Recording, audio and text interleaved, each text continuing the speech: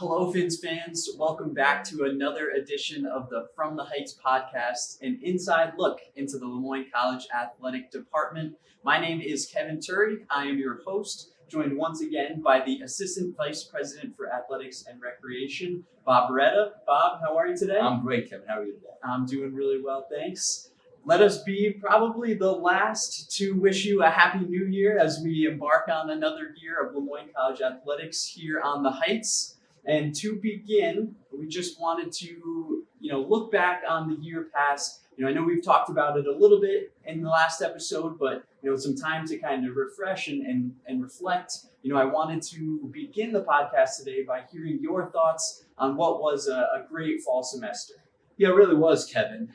We asked our student athletes three things when we entered this journey back in the fall, and one was to compete ferociously. We wanted them to compete relentlessly in training, in competitions, and just really get after their opponents and do it the right way. And I feel like all of our fall athletes did that. All of our fall teams did that. We also asked our student athletes to represent the institution with class, dignity, and integrity.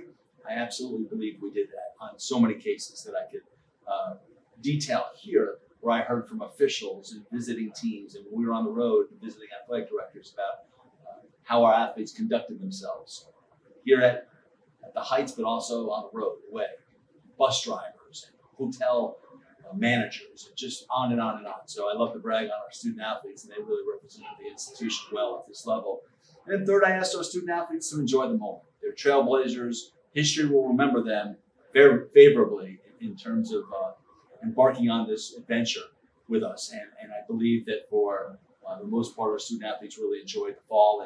And now as we head into winter, or in the midst of the winter, I think that we're having a lot of positive feedback from our student athletes now in their competition arenas at the Division I level. It truly was an incredible fall semester to begin this Division I journey, and none so more than our men's soccer team making the postseason, which was really an exciting time. What people at home might not know, however, is that our student athletes also were competing ferociously, perhaps in the classroom as well. As this fall semester has finished and we've had grades come back, we wanted to touch on our student athletes getting it done in the classroom as well. So if you could speak a little bit to that, that would be great. Yeah, I'd love to speak to our academic prowess, Kevin. And, for a long time, Lemoyne Athletics has been excellent in the classroom and excellent on the competitive fields, pools and tracks, courts, all of those things where they compete ferociously for their athletic prowess. And I think there was a lot of concern as we entered Division I is now will our academic performance suffer? And that was something that concerned everyone, concerned me to a degree, but I had great confidence in our student athletes and support system in place here at Lemoyne. And of course, the grades came back just before the holidays, and just amazed at what our student athletes accomplished in the classroom. Not only did they maintain the level of excellence, they really surpassed what they had accomplished for many of recent semesters. One of our best semesters academically. It was our third highest semester of our last 12 overall. And that's an incredible achievement based on the fact that we had tremendous travel requirements this fall for our fall teams, just because of the scheduling and the timing of when we made our announcement. Our schedules in the fall, really for the whole year, are going to be road heavy, and we knew that. So for our student athletes to rally around that academically, they posted an overall term GPA, combined all of our athletes, just south of 3.4, which is fantastic. We had all 21 of our teams achieve at a 3.0 or better, which I think is incredible. For the first time in history, all 21 teams accomplished that. And also, I think for the second time now in history, only because the first time in history was last semester, all 21 of our teams own cubes of 3.0 or better. And that's amazing that our student athletes can just string together so much success. It speaks to the excellence here at Lemoyne, the priority that will always be academics over anything else other than health, safety, and welfare of our student athletes. I mean, that's the pecking order. Health, safety, welfare, number one, academics, number two. And, athletics will certainly be in the top five, hopefully third. But certainly we take great pride in our academic performance, and I could not be more proud of our student athletes. 35 of them achieved a 4.0 or better last semester. So just amazing statistics that can go on and on and on, but we're really proud of their performance, and they answered our request to really compete ferociously on and off their fields of competition.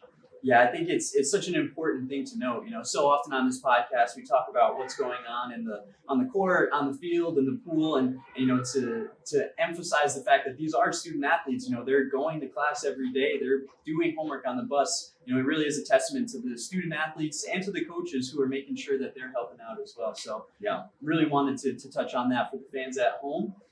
So kind of moving forward now from looking into the past to looking to this current day. We just actually announced another really exciting corporate sponsorship that we wanted to highlight today as well, and that is the Tropical Smoothie Cafe. So with that new announcement for another partner here for Lemoyne College, I wanted to ask what that deal really entails, and can you give us some of the specifics into what it'll look like? Sure, Kevin, and this is far-reaching. This is beyond just adding a corporate partner. This is something that is going to be integral to our new initiative here to try and begin fueling stations for our student athletes, to try and increase the level of service that we provide our student athletes and increase our nutrition aspect. And we brought on a nutritionist 2 years ago, or I should say last year. This is the second year that we have a part-time nutritionist working with our student athletes. And now we feel like we can invest heavily. And thanks to some NEC grant money and some other monies that we're able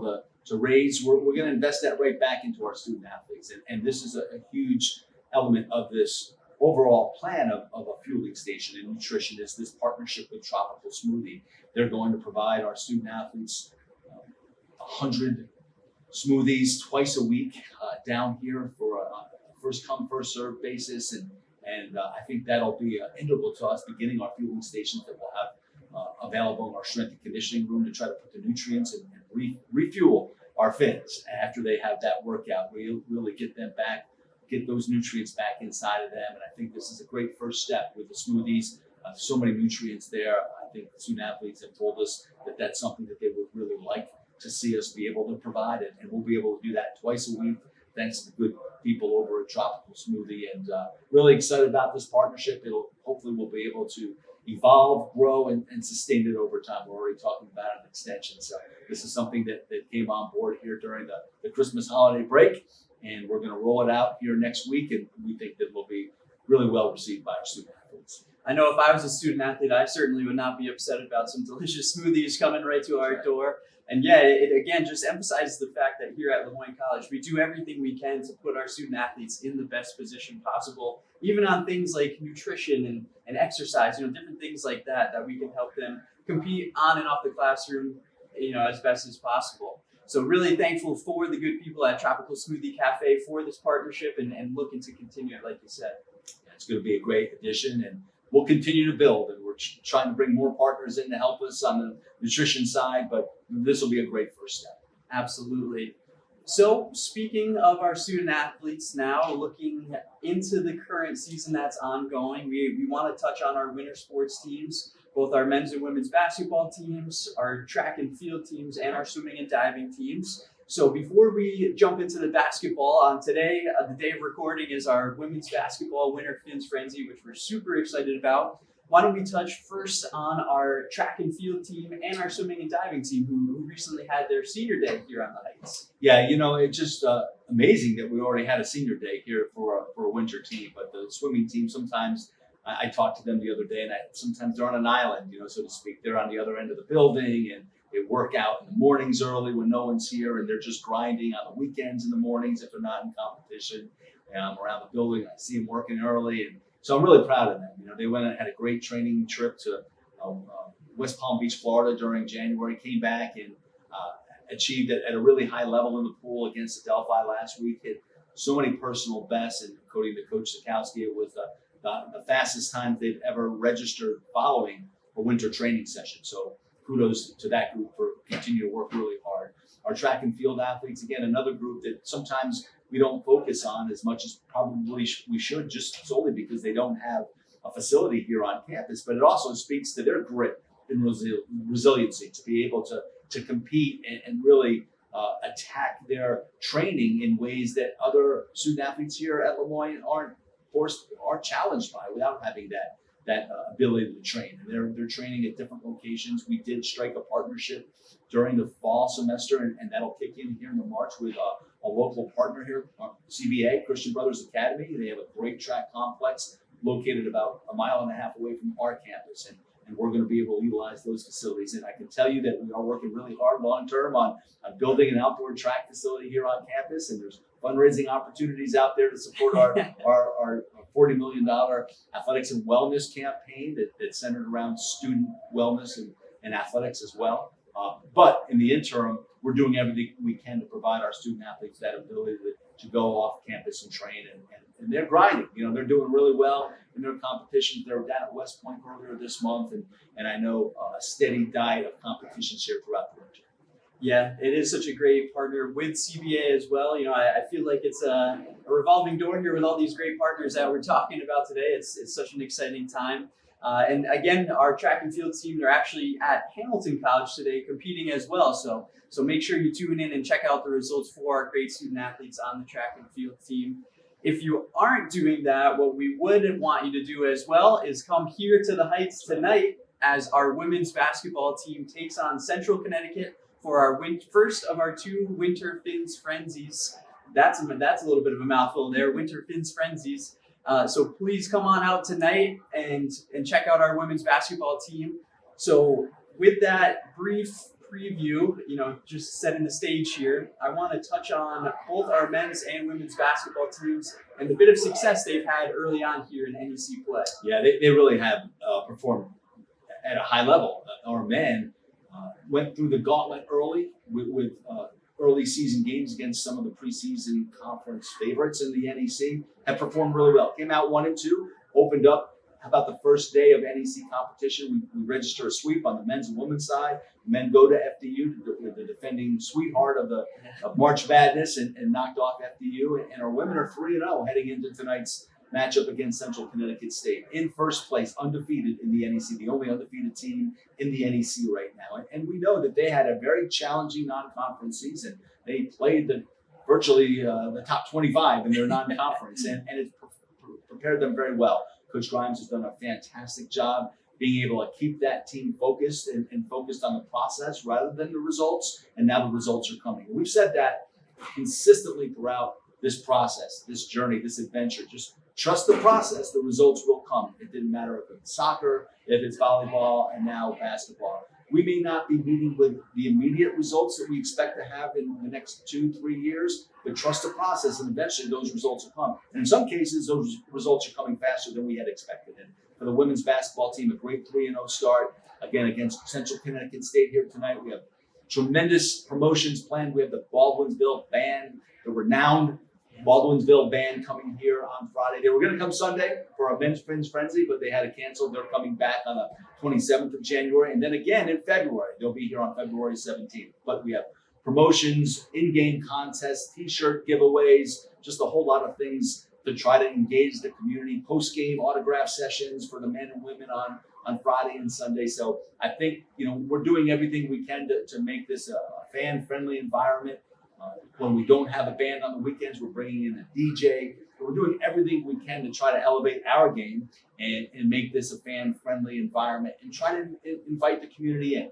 We talked about our partnerships, and being a part of the community is very important to us. So community service is a big part. And we had over 2,000 hours of community service by our student athletes in the first semester, and we hope to build on that pretty strongly second semester. But again, being impactful in the community, building these partnerships, whether it's a corporate partnership or a partnership with CBA or the local high schools to come utilize our facilities. We want to be impactful in the community, and I think we're doing our best to try to increase wherever we can try to leverage athletics at the school here. We're trying to do that. Yeah, absolutely. And once again, we're urging the community to come back out and check out everything that's going on here. And there's really no better opportunity than tonight and on Sunday for our men's basketball game.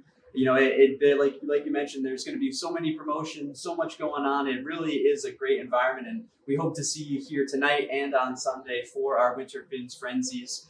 Before we move on, I do want to just ask you one more question about the NEC play thus far. As you mentioned, our women's basketball team off to a 3-0 start in first place. And our men's basketball team, like you mentioned, had a similarly difficult schedule here, coming out at 1-2 so far. Mhm. But on the men's side, both the games that we've lost, against preseason favorites, we've been in the game down the stretch, just unlucky to not pull it out. So I'm curious to hear, we've talked about it in the past about the level of competitiveness within the NEC and how we feel that we certainly can be impactful moving forward. So I'm curious, early on in our first basketball season, to hear what you think thus far. Yeah, it's a great question, Kevin. And as we talk to our fall coaches, and I encourage our fall coaches to have dialogue with our winter coaches and our spring coaches to try to reassure them that all will be well, that they fit in with the NEC opponents that they're going to face. And the consistent message, whether it was Coach Zavaslan on the women's soccer side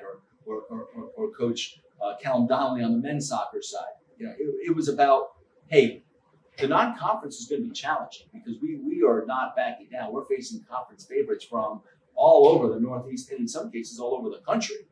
But when you get into the NEC play, you're going to fit very nicely. You're going to be very competitive. You're going to look around and see athletes that look a lot like the athletes that are wearing green and gold. And we're finding that out. And when our athletes get in against competition that's similar to what we are boasting on our rosters, we're competing very favorably. And I think that will only continue to improve as we continue to recruit at the Division I level. We did not benefit from the Division I announcement in the recruiting space last year because the announcement came so late.